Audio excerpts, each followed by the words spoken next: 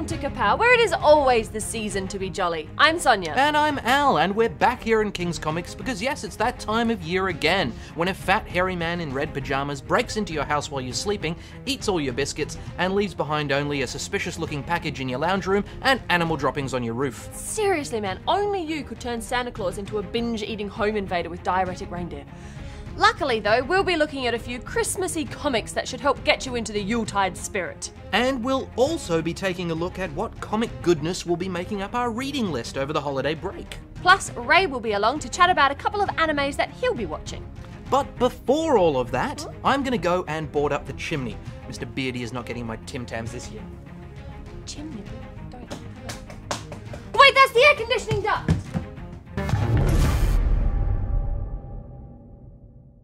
Probably more so than any other holiday, Christmas is a time for stories. I mean, whether you're a desperate man on a bridge being shown an image of what the world would be like had he never existed, or whether you're a tiny reindeer learning to live with a facial deformity. Poor old Rudolph. Why wouldn't they let him join their reindeer games? I don't know, I think maybe they were just jerks. I think so too. In any case, we've got a bunch of Christmassy comics to take a look at because, you know, we're doing a Christmas special. No, it makes sense. Yeah, it makes totally sense. does. And when it comes to Christmas, what's the first thing you think of? Santa, presents, mistletoe! No, Smurfs. Of course!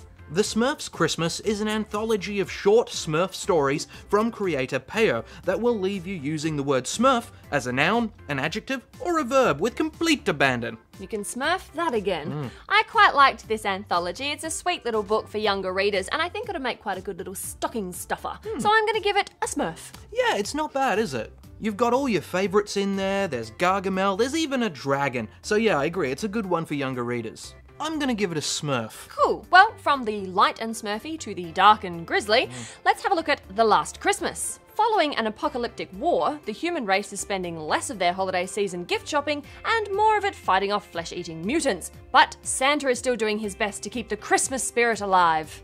At least he is until Mrs. Claus gets murdered by marauders. After that, he goes on a drinking binge for a few years and attempts suicide a bunch of times. There's a really twisted sense of humour to this book, which was written by Jerry Duggan and Brian Posen. Some of the jokes occasionally hit a bit of a bum note, but there are a fair few chuckle-out-loud moments. There is. I laughed quite a lot in this. The Mad Magazine-style artwork by Rick Remender and Hilary Barter fit really well with the tone. I did feel like it could have gone just that little bit further, but I had fun reading this overall, so I'm going to give it a borrow. Yeah, look, I felt like they were aiming for a kind of a Garth Ennis level of messed upness, but also they were trying to bring the humour in as well. Sometimes it felt a little bit unbalanced as a result, but yeah, it had a lot of good parts into it as well, so yeah, I'm going to give it a borrow. Cool, and finally, there is one thing that just makes it Christmas, but other than the Smurfs. Thank you. And that's Batman. That's right, and Lee Bermeo's Batman Noel casts Bruce Wayne as a stand-in for Ebenezer Scrooge. Not a connection you would necessarily make off the top of your head, but this retelling of A Christmas Carol using familiar DC faces works surprisingly well. I thought using Jason Todd as Jacob Marley was really quite clever, and who else but the Joker could be the ghost of Christmas future? I also liked the perspective it gives you on Batman and how he's gotten darker over the years. What did you think of the art style, Al? I thought it was at its best when it was simple. Some of the pages got a bit busy and chaotic, but then you turn to a single image of the Joker through a half-open door that's just creepily brilliant. I don't know, I quite liked those splash pages. The composition itself I think is really quite well done, and there is a wonderful sense of momentum throughout the whole book, so I'm going to give it a buy.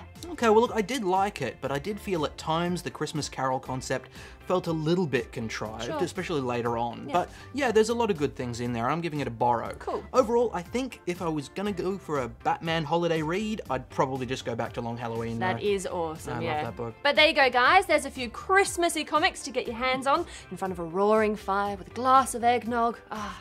You know you live in Australia, right? Yeah, I'll still do it. It'll melt.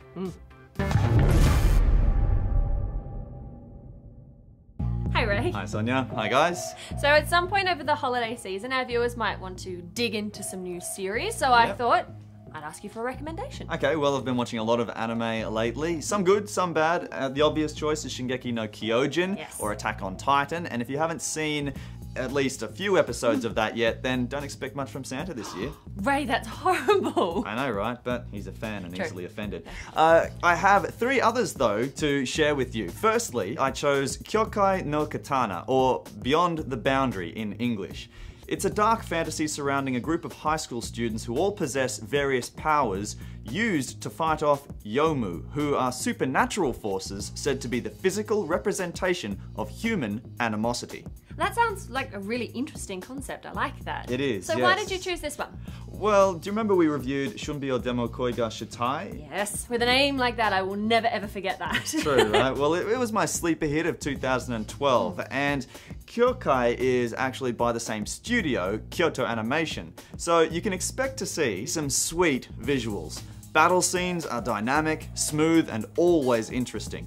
You can also expect a similar character design, though the characters in Kyokai aren't quite as developed. How so? Just that they're a bit flat despite Okay. the circumstances that surround the characters. It's not because of the voiceover or the sound, which is positive. I just think that the character development is secondary to the plot, which in itself is kind of clunky. Sounds like you didn't really like this one, right? Oh, no, don't get me wrong. I think it's got legs. I just think it needs to find its feet first. Episode 10, for instance, I think could have been where the series started. Right. But I'm on board, and I still think it's worth a roll of the dice. Sweet. All right, so what's next? Mushishi. Now I have seen a bit of this is with the Wandering Spirit Doctor, but yes. it's older, yeah? Yeah, it is. It's 2005, 2006, but I only just got into it this year, and I thought it's worth a mention because some of our viewers out there may have overlooked it as well. The story features pervasive creatures called mushi that are described as beings in touch with the essence of life. They have a habit of adversely affecting people's lives, and since most humans can't see them, it's up to Ginkgo, a mushi-shi, or mushi master, to help them. In this anime, there's no overarching plotline, it's more of an episodic anthology, and that in itself is refreshing. But don't expect a lot of action, this is more for the reflective anime viewer. It's metaphorical, and metaphysical, and mystical even, and not every encounter, is resolved with an explanation It's either. also very easy on the eye. Oh yes, yeah, it's beautiful. Lots of mountain and forest scenery, it's peaceful to watch, and the soundscape as well is delicately placed to accompany it. So this was a bit of a gem to find, actually. Yeah, so what's the last one, the third? Well, I want to go to the other end of the spectrum now and recommend something for our action fans. The title is called Kill la Kill. Ryuko Matoi is a wandering transfer student seeking the mysterious figure who caused her father's death. Her search leads her to a high school that is forcibly ruled by the student council president, Satsuke Kiryuin, who happens to have a lineup of powerful minions protecting her. Fortunately, Ryuko is aided by a talking sailor uniform, or kamui, who enables her to transform into a powerful warrior in exchange for her blood. This anime has caused a bit of controversy because of the particular attention it pays to the female body. At its core though, it's a coming-of-age story about empowerment, despite what it looks like on the surface, and the focus on the male gaze is actually a device used for the purposes of that premise. Look, taste is taste, and whether this is your kind of anime or not, it doesn't detract from a number of its finer attributes. Firstly, the art style is exceptional. It's like watching a vintage anime reborn. Lots of bold colours, smashing action, and punk-like characters. It's very funny too, whether it be the ludicrous demeanour of an enemy or the absurd behaviour of Ryuko's foster family. The soundtrack in show is pumping, and above all, the action is fluid, engaging, and it certainly is dynamic. Think One Piece in terms of the size of these fights. I'm sorry, did you say fresh? Indeed. Kill la Kill is a cult classic in the making. Awesome, thank you, Ray. No worries, my pleasure. You've given us a lot of options, which is really cool. Oh, that's how we do. What? That's how we do. That's what we do. And how?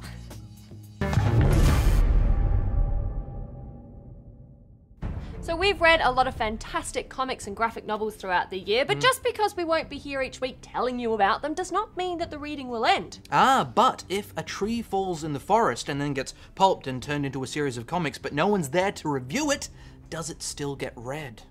Yes, that's a really weird question. Well, pardon me for trying to get a bit philosophical and raise the tone. Okay, fine. What are you going to be reading over the holiday break? Well, for me, it's going to be a humanoids Christmas. Some of my favourite titles throughout the year have come from humanoids like Pietrolino or Bad Break. Yep. So I'm going to delve into the back catalogue and see what else is there. Ah, fantastic. Any titles you have in mind? 3, as a matter of fact. Ah, well, trot them out. I'm going to start off with an absolute classic. The Supreme hardcover edition of Alejandro Jodorowsky's sci-fi masterwork, Technopriests. Ah, now that is an excellent place to start. Yes. And where are you going to go from there? Well, after Albino's epic journey to become Supreme Technopriest, I think I might need something a little lighter. So I'm going to jump into Monsieur Jean, the Singles Theory by Philippe Dupuy and Charles Barbarian. It follows the day-to-day life and everyday woes of a young writer. And it's actually the first time that this particular one is available in English. Ah, excellent. And what is topping off this trio of holiday delights? The Fantastic Voyage of Lady Rosenbilt. Wow, even the title is pretty good. Indeed.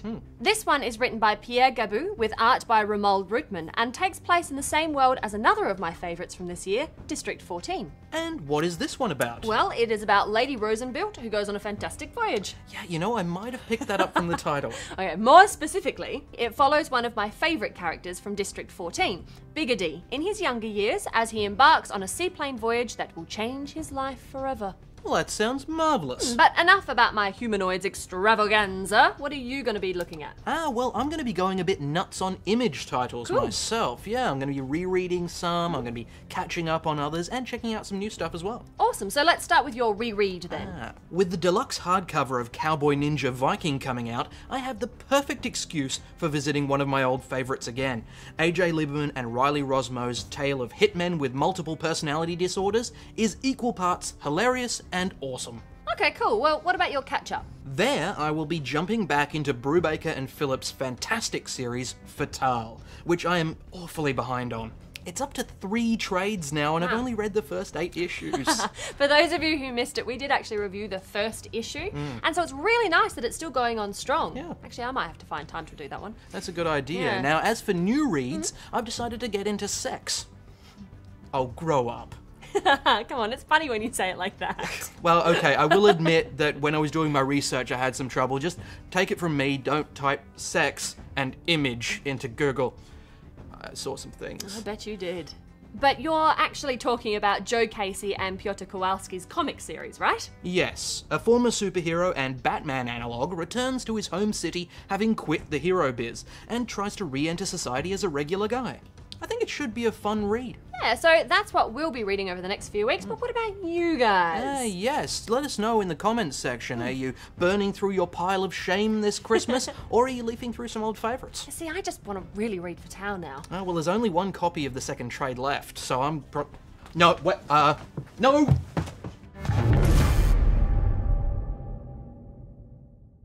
Well, that's it for this episode of Kapow, and indeed for the year. We're done, guys. Yeah, we are. So we have to throw out a big thank you to the people from Kings Comics Yes. and the people from Lovesac Yeah. for all their support. That's right. But most of all of you out there who we do this show for. So Absolutely. thank you. Thank you for tuning in every week. Tuning in. Yeah. You don't really know how the internet works, knobs. do you? No, it's the internet. It's not an Etch-a-Sketch. No, it's a series of clear plastic tubes. What, with hamsters? No, lolcats just flying through.